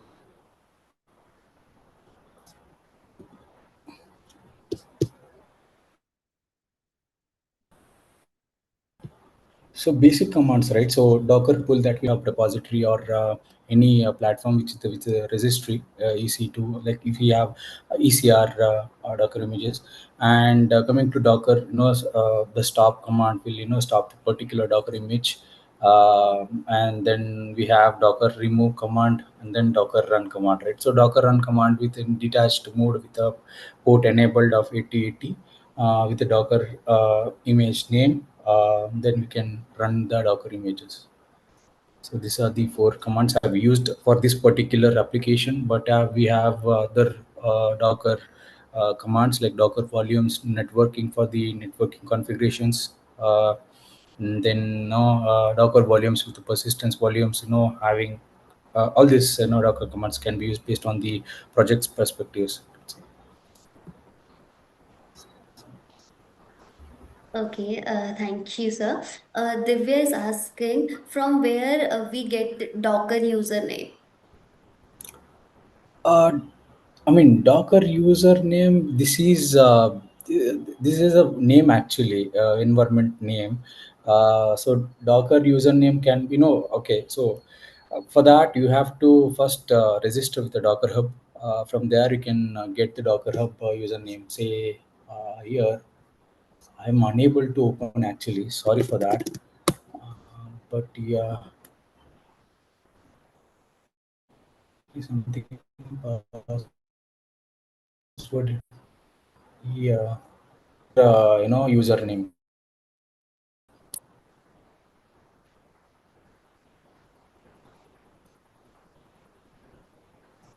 I hope my screen is visible, right? Yeah, it is visible. Yes, yes. So this is a username, I could say that, and we can use the Docker username and play around with pulling or storing the Docker images into the registry. Okay, thank you very much. Okay, so Lakshmi Narayan is asking, please share the source code link for GitHub. Yeah, definitely. That is public only. I'll be providing all the details to Priti. You can share it to everyone over here. Sure. Yeah, I'll be writing up the instructions with the flow, with the architecture as well. And updating the README file and providing all the details how to, from the start, how to build it, build the Docker image, push it, and then what GitHub action triggers, and where it will be deployed. Can be deployed in, I'm used like EC2 instance, but you can use other cloud providers like say in Azure DevOps, Azure as well, and GCP as well, or you can deploy on OpenStack as well, kind of thing. It's all about the integrational part, but you can use GitHub Actions to perform all this build to deployment activities. Okay, thank you. Another question, how are you evoking it from GitHub? Is it actions? Yeah, that is a purely on GitHub Actions, as we have already seen, right? So this where it will create every change when we make it. So it will create a action. Build actions, right? So we have committed four changes with respect to the files, right? So we'll create an automatic pipeline, and based on the instruction which is given in the YAML file, it will trigger accordingly, and runs with a runtime operating system, like we have used Ubuntu, and from there it will start executing all the steps which is followed in the instructions in the YAML file given. Thank you, sir. Another question, Sangeeta is asking why we gave a secret action for username and password. Was that to make restrict other if not authorized? Sorry. Uh, why we gave secret actions for username and password? Was that to make restrict other if not authorized? Yes, yes. For the we have, like, say, in OpenIDC, that's a connector to have a separate username and password to connect with different platforms when we are integrating it. We cannot directly go and give it in a Docker image, because it can be pulled.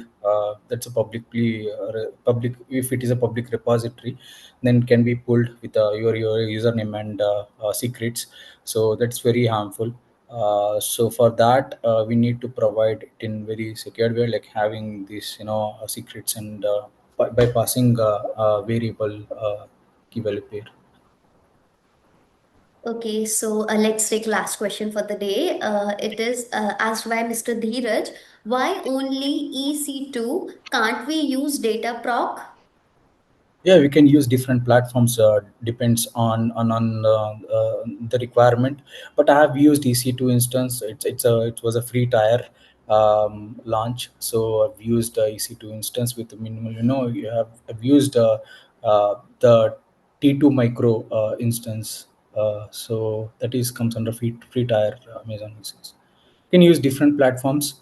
I've just integrated with an Amazon EC2 instance. You can launch on different cloud providers as well. Okay, sir, thank you. So before ending this, any piece of advice you would like to give a fresher? It may be related to job, related to internship, and how they can learn, like a kind of like how they can work, how can they can work on this. Yeah, there's no good advice or bad advice can be taken, but it's all about, we have an open everything right now. We have AI capabilities, providing all the details. This is not an just a presentations kind of thing, but exploring more on the side of AI and DevOps as well, and the cloud infrastructure, cloud engineering topics, or like saying purely in development activities and learning about the languages, the software development life cycles, improving on the language aspects, like say in Go or Rust, based on the recent trends. So based on that, we can say, okay, it's all about the exploration with respect to the needs of the the company organizations as well, right? Yeah, learning should be there. That's what I can say. Yes, thank you. Due to time restriction, like we cannot take more questions. So I would like to request you guys, if you have any question, you can directly reach out to us or sir directly. He will definitely help you. We have tagged sir on our post, so you can directly find his LinkedIn ID from there. So thank you very much, sir, for this session, and we Yeah, truly appreciate your the time which you have taken today and sharing your knowledge with us. It is an absolute pleasure having you. And big shout out to everyone who have joined us today. We hope you enjoyed the session and took away some valuable insight to apply in your own journey. And if you'd like to revisit the session or share it with your peers, the full recordings are available on our LinkedIn page and YouTube channel as well. So until next time, stay curious, keep exploring, and never stop learning. Wishing you all wonderful and happy weekend. See you all soon. Once again, thank you very much, sir. thank you so much.